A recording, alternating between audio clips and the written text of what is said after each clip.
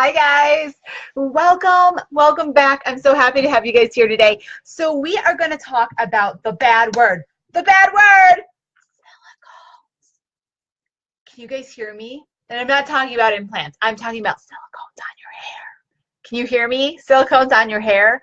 Oh my God, we're going to talk about it tonight because there are some things that you need to know. If you are a curly girl and you run scared every time you see the word cone, we have a conversation that we need to have tonight. So let me know if you guys can hear me. If you are joining me for the very first time, please drop new in the comments. If you are catching the replay, thank you for joining me, and drop replay in the comments. Wherever you are coming in, whether you're joining me live or whether you are joining me on the replay, let me know where you're coming in from. Drop a comment down below. Let me know. If you are a girl who runs scared, when that happens, when I start seeing people drop off that quickly, it tends to be that my sound isn't working. So can you guys hear me? Let me know if you guys can hear me, because I'm gonna double check my sound right now on myself. But somebody drop me an emoji or a comment or something and let me know if you guys can hear me. I'm like, I can see myself. I know we're working, but I don't know that that I have any sound. Let me know if you guys can hear me. Okay. I'm like, I can see myself. I know we're working. All right. So it sounds like everything's okay. We're gonna keep going then. All right, guys. Here we go. So we're going to talk about silicones, and we're going to talk about curly hair, and we're going to talk about anti-humectants. Thank you, Tracy, for letting me know. Again, guys, if you are just joining me for the very first time, my name is Leah Moore. I am the Curly Boss Chick, and I've made it my passion and desire in life to help other curly girls around the world learn to love and embrace their curls again. Or in some cases, for the very first time in their life, because it's not something that we're really taught to do. It's something that we're told to put up with. It's something we have to control. But curls don't have to be controlled. They don't have to be tamed. They don't have to be managed. They just have to be loved and embraced and taught and caressed and do the things that we need to do so that they can be beautiful. And that is what I'm going to help you to do. One of the big things that we need to do is the education. We don't know about our curls. We don't know how curls differ from straight hair, but there's a lot of differences. And the way that we use our products is a little bit different as well. So that's what we've been doing, and we've been discovering and discussing and talking about this entire 30-day challenge. As many of you guys know, I've been doing 30 videos over the month of November. I had a couple where I missed out, so you guys are getting some bonus videos this week. Believe me, I have a couple already lined up. I'm already biting at the chomp to actually start these videos. So again, if you find value in what you're hearing today, guys, share this out. Let other people know that we are live and we are doing this, and we are looking to help as many girls as we can learn to love their hair. So we are going to talk about anti-humectants today. We're going to talk about that bad word called silicone. So first of all, let's talk about it. What exactly is an anti-humectant? Okay, so we know about frizz, right? And we know about humidity. Now, a lot of us, especially me here being in the north, we're starting to tip the weather into the colder side. We're going to talk about humectants tomorrow, but today I want to talk about anti-humectants, which would obviously be the opposite.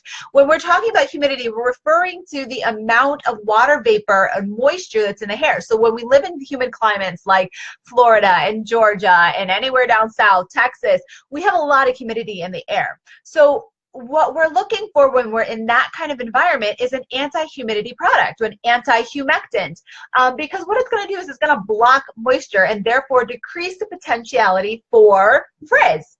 And reverse, and the reversal of your hair, if you have it straight, is going to help reverse it from going, curly again.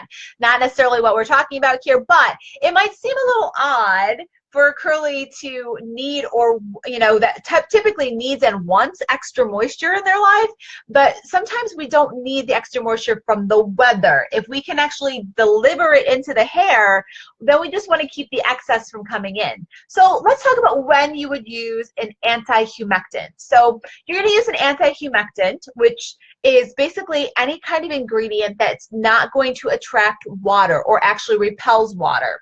So an anti-humectant properties of the substance allow it to prevent water from entering the hair and from humidity of the environment or any other place that you're in from coating, the seal. It basically coats the cuticles, keeps them closed so that that extra humidity can't get into the hair.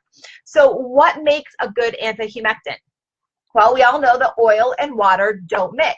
So things like shea butter, coconut oil, really high quality oils are going to fit that description. They're going to fit that role. They're actually going to seal off the cuticles, not allowing any excess water to penetrate the hair. Another really great set of ingredients that are used are esters and waxes, like beeswax. But keep in mind that when you use products like butters and waxes, that these ingredients might need a stronger cleansing agent. So that means you have to get into more of a stripping, sometimes a sulfate kind of shampoo. And that's something that we as curlies try to stay away from. And co-washing alone is not going to remove that kind of a buildup. So this is why this is also one of those things that's not typically found on the Curly Girl approved list. It's not something that we want to have on our hair because we don't want to use something that's also going to strip a lot of the natural oils off of our hair. So several of the components that contributed to the effectiveness of anti-humectants, you know, there's several different components, but anti-humectants that most curly girls are familiar with, because it's one of those that we pretty much have grown up with our entire life, is silicones. Oh no, no, she didn't say it. Yes, I said it. I said silicones because it's something that we grew up with. It's something that we know. Love them or hate them, these are ingredients that actually can be beneficial for treating your hair, for heat protection, for conditioning, for shine, for combating humidity when it's appropriate.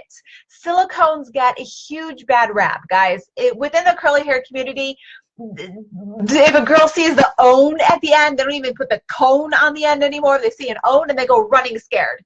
But there are really valuable properties that silicones can provide if they are used correctly and they are the right ones. You know, most silicones are not water soluble. So they do prevent the water, they prevent moisture in the air from penetrating the hair shafts. And that's obviously what you're going for as an anti-humectant. This is obviously going to be really helpful. This isn't necessarily helpful when you're doing certain things, when you're trying to stretch your hair or, you know, you're trying to prevent shrinkage. But other ingredients like, you know, like we were talking about, the palm oil, the beeswax, the shea butter, all of these things can work as well. But again, you're going to have to use a heavier removal. Sometimes if you're going to use a silicone that isn't water soluble, which if you think about it, if it's water soluble, it's really not going to be beneficial for what we're actually talking about. You actually need one that's not necessarily going to be water soluble, but that is easily removed with a gentle cleanser. Because everything in moderation, right? Moderation is key. So tell me right now, guys, if you are using a silicone in your product, you don't have to fess up to it. But if you are not one who runs scared from the word cones, drop cone in the comments, okay? I don't care whether you're personally using them or not. I just want to know how many people out there run from it, because there's a lot of girls. Again, if you guys are new, make sure that you're dropping in the comments and letting me know where you're coming in from. If you're catching the replay, let me know that as well. I'm going to talk about cones a little bit more. We're not going to get into too much detail on them tonight. This is for a whole nother topic. But I do want you guys to realize that there is a benefit to having the proper ones used properly in your routine. Because it's just like saying, hey, I'm going to go on a diet and I'm going to eat a bunch of chips on my healthy lifestyle. And they're okay because, you know, they were all natural and baked instead of fried. Well, no, it doesn't make it any better. It just makes it a better option. So everything in moderation. You're not going to load up on silicones to make your hair better, because yes, there is a reason. Why do people avoid silicones? You know, they can be a great part of your hair care routine. But understanding which silicones, what they do, and how to use them is ideal. Because if you're using the wrong silicones, if you have silicones, and this is one of the major reasons why most girls run away from it in general, whether they've read the Curly Girl book or not, is because most silicones are not water soluble, as we said before. So what happens is they build up on the hair. They weigh your curl down. They diminish your definition. And for those with type 2 and type 3 hairs, those with the coilier, the curlier, the Botticelli waves, those kind of things, it can even straighten out your hair. I can tell you from firsthand experience that this is definitely what happened for me. My hair definitely straightened out. So if you have had that experience, drop a 2 in the comments. If you've had experience using silicone products, and then when you remove the silicone, these, you know, negatively weighted silicones that build up on your hair. If you've had that experience and seen your hair change because you stopped using them, drop a 2 in the comments for me.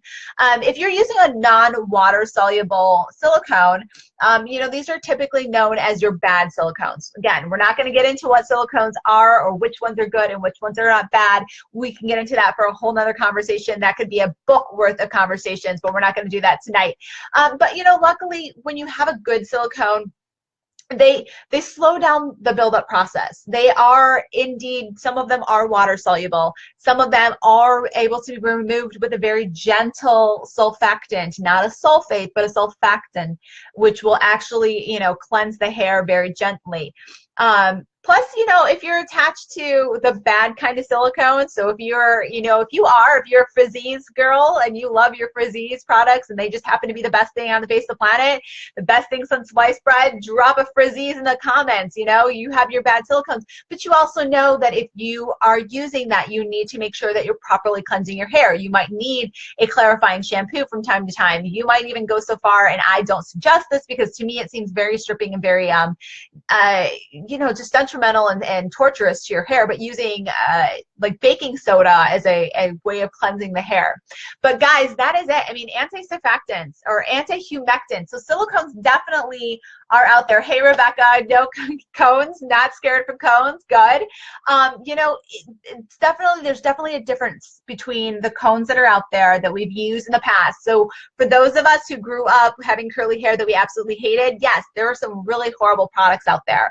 But really, when you're looking for an anti-humectant, if you're using silicones, great. If you're just using oils, that works too. You can use oils to really combat that excess you know, water that's in the air and actually help you to have beautifully defined curls without also having all that amazing, like crazy product lines that are out there. So guys, that is it for today. I wanted to keep this one super short and simple. I want to talk about anti-humectants. We're going to talk about humectants. We're going to talk about that tomorrow. We're going to talk about some of the other things that curlies really need to be looking for in their products. So just as a really quick recap for you guys, if you are looking at anti-humectants in your hair care products, things that you would be looking for are butters like shea butter or jojoba oil or Abyssinian oil, baobab oil, coconut oil, mono-e. Any of your esters are also going to be anti-humectants, although not on my top of list for those that you're going to be looking for. Beeswaxes, waxes of any natures. Again, those can be kind of building up, but those can be anti-humectants.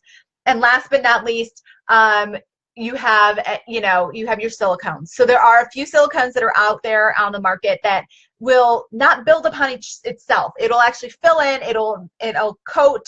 In a sense, it'll coat and create a cast on that particular strand, but not build upon itself. And so those are the kinds of silicones that you would actually want to be looking for if you're looking for silicones that are in that lineup. If that's something you guys are interested in, you want to know more about it, check out another video or message me directly and I can share with you some of the goods and the bads, or you can do some research on your own too, because hey guys, we've got lots of information out there to help each other. So if you found some value in this information tonight, if you know a curly who needs a little bit of help, or if you know somebody who's got straight hair who thinks that they have waves or doesn't, if you know somebody who has straight hair who, yeah, I can't even figure out how I want to say that, who thinks they have straight hair but it's really curly or it's wavy, share this information with them if you found some value.